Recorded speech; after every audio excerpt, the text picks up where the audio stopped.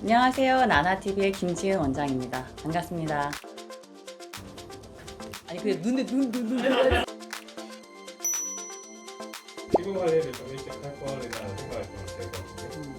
제가 안타까웠던 것들은 이제 등산이라든지 골프, 자외선 아래 운동을 많이 하시잖아요. 그렇게 되면은 대부분 자외선이랑 이제 피부 노화 때문에 기미라든지 색소가 안 올라올 수는 없고요. 몸 열심히 만들어도 이제 나이가 들면은 어쩔 수 없이 처지거나 그러는 거는 노화 현상 중에 일부기 때문에 그런 부분들도 도전해 보시길 바랍니다. 우선 20대, 30대는 10대 때 났던 여드름이라든지 여드름 흉터 때문에 스트레스가 많으신 분들이 많을 것 같아서 여드름 흉터 관련 시술을 추천해 드립니다. 여드름 흉터는 여러 종류가 있는데 이제 우리가 흔하게 말하는 여드름 자국, 색소가 앉은 붉은기 자국 같은 경우에는 가만히 놔둬도 아주 천천히 좋아지기는 해요. 그런데 여드름 패인 흉터는 그대로 두면은 차오르는데 한계가 있기 때문에 우리가 이제 재생을 유도하는 자극을 줘서 여드름 흉터를 저절로 차오르게끔 하는 시술을 병행을 해줘야지 어느 정도 개선이 된다고 볼 수 있습니다. 흉터 레이저나 고주파 시술 같은 경우에는 레이저 파장을 이용해서 흉터를 옅게 하고 탄력을 좋아지게 하는 시술이기 때문에 콜라겐 주사 같은 리쥬란 힐러라든지 PDRN 같은 연어 주사를 같이 해주면은 좀 더 극대화된 시너지 효과를 기대해 볼 수 있겠습니다.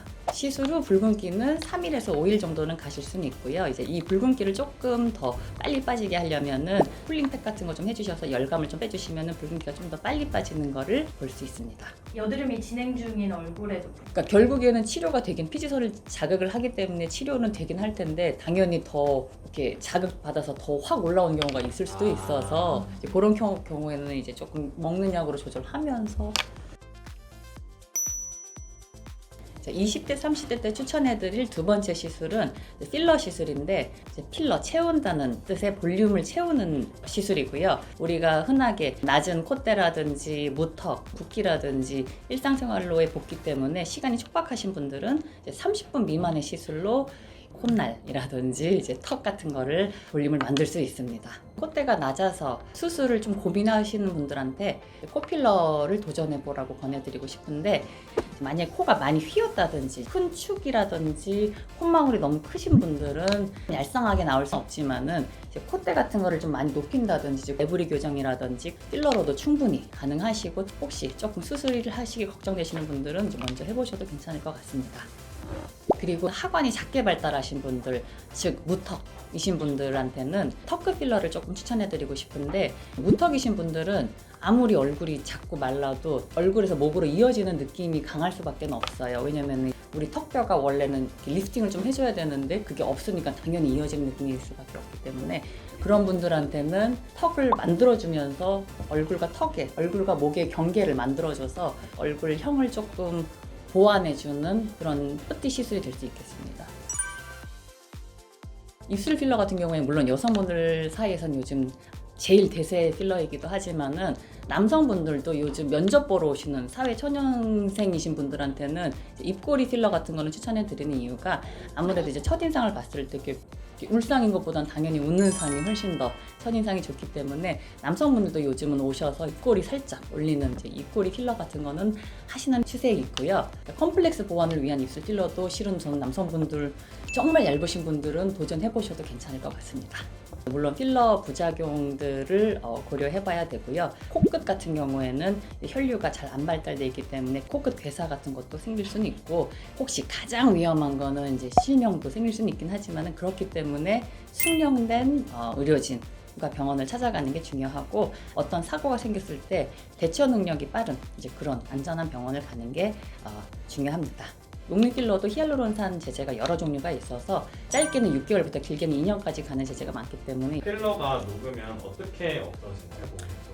피부의 구성 성분인 히알루론산이기 때문에 흡수가 되는 거고요. 이제 환자분들의 피부 살성이라든지 그런 거에 따라서 흡수되는 정도가 조금씩은 편차가 있어요. 그래서 어떤 분들은 난 되게 오래 갔어, 어떤 분들은 난 되게 짧게 갔어 이런 분들은 좀 개인차가 있을 수는 있습니다. 마음에 안 드는데 흡수가 좀 너무 느리게 되는 것 같다라고 하시면은 어느 병원을 가셔도 필러 녹이는 주사는 대부분 다 있기 때문에 녹이는 주사를 맞으시면 필러는 쉽게 녹일 수 있습니다. 뭐 당연한 거겠지만 인체에는 무해한 거죠. 인체는 무해하니까 저희가 이렇게 시술을 하고 있겠죠. 마지막으로 추천하는 시술은 언제나 빠지지 않는 보톡스입니다. 보톡스는 아무래도 이제 가격적인 면이라든지 기능적인 면에서 아주 오랜 기간 동안의 검증을 받았고요. 우선 제일 흔한 사각턱 보톡스는 우리가 흔하게 말하는 저작근, 씹는 근육, 앙 하고 물었을 때 나오는 이 근육을 보톡스를 맞음으로써 근육을 위축을 시켜서 작아지게 되는 거고요. 근육이 돌아오는 시기는 3-4개월 정도면 거의 돌아와요. 주기적으로 맞다 보면은 근육 돌아오는 주기가 점점 길어지기 때문에 평균적으로 처음 맞으시는 분들은 한 3-4개월 주기로 초반에는 맞기를 권장해 드리는 편입니다. 용량이 더 많이 들어가요. 그죠? 똑같은 원리예요. 당연히 딱 이따만한 부피의 근육이랑 이만한 작은 근육의 부피인데 결국 보톡스는 확산이 얼마나 빨리 되는지의 차이거든요. 근데 큰 근육에 적은 용량이 들어가면은 이 보톡스가 확산되기 전에 우리가 계속 씹고 말을 할 때 근육을 쓸 거 아니에요. 그러면은 보톡스가 안 확산된 부위가 볼록 나오게 돼요. 이제 그런 게 엠보싱 현상이라고 하고요. 바로 교정은 가능해요. 그냥 확산이 안 된 부위에 보톡스를 추가로 더 놔드리면 되는 거예요. 턱 보톡스 이외에 치트키 하나 더. 혹시 술 좋아하시는 분들은 본인 얼굴을 들여다보시면은 혹시 귀 앞뒤를 보시면은 도톰하신 분들이 있을 거예요. 우리가 말하는 이하선이라고 해서 침샘은 귀 앞뒤 이렇게 뒤로 넘어가는 걸 볼 수 있고요. 이 침샘은 다 부위가 세 가지가 다른 부위인데 이제 우리가 흔하게 많이 맞는 부위는 이하선이 되게 되는 이유가 아무래도 여기가 볼록 나와 있으면 얼굴 라인이 무너지기 때문에 아마 회사에서 회식 많이 하시는 분들, 뭐 술 많이 드시는 분들 보면 대부분 다 여기 귀 앞뒤가 좀 도톰하신 분들이 많으세요. 침샘이니까 한번 병원 가서 상담 받아보시고 맞아보시는 것도 추천해 드립니다. 침샘 같은 경우에는 급격한 체중 증가라든지 이제 잘못된 식생활 습관, 과도한 음주 같은 걸로 발달하게 되는 거고요.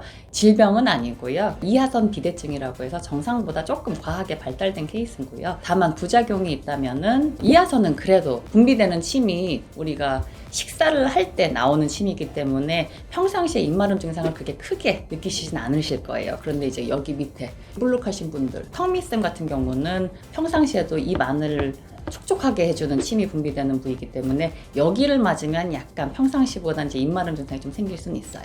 그런 경우는 이제 물 많이 드셔주시면 되시고요. 입마른 증상이 모두 나타나는 거예요? 다 그건 아니에요. 나타날 수도 있다.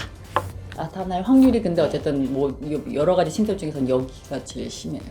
침샘은 근육이에요, 그럼? 아니지, 글랜드죠. 스템이에요, 스템. 근데 그러니까 분비되는. 보톡스로 그게 주로 그래서 자율신경계 분비를 억제해서, 그러니까 원리가 달라요. 아. 네, 그래서 이제 그 얘기를 해주고, 그러니까 우리가 다한증, 신기하다. 땀 많이 날 때도 보톡스를 맞잖아요. 네. 근데 그 다한증도 자율신경계 분비를 억제해서 근육 보톡스, 이제 우리가 말하는 턱 근육, 뭐 종아리, 승모근, 표정 근육은 근육을 마비시키는 그 보톡스의 원리를 이용하는 거고요. 아까 제가 말한 뭐 다한증이라든지 침샘은 자율신경계 분비를 억제해서. 근데 결국 위축되는 건 똑같아요. 침샘 같은 경우는 이제 어쨌든 특수 부위이기 때문에 원장들이랑 상담을 하고 숙련된 의료진한테 받는 게 중요합니다. 2030에게 추천해드리는 시술들을 알아봤는데요. 다음 편에는 3040 편으로 다시 돌아올게요.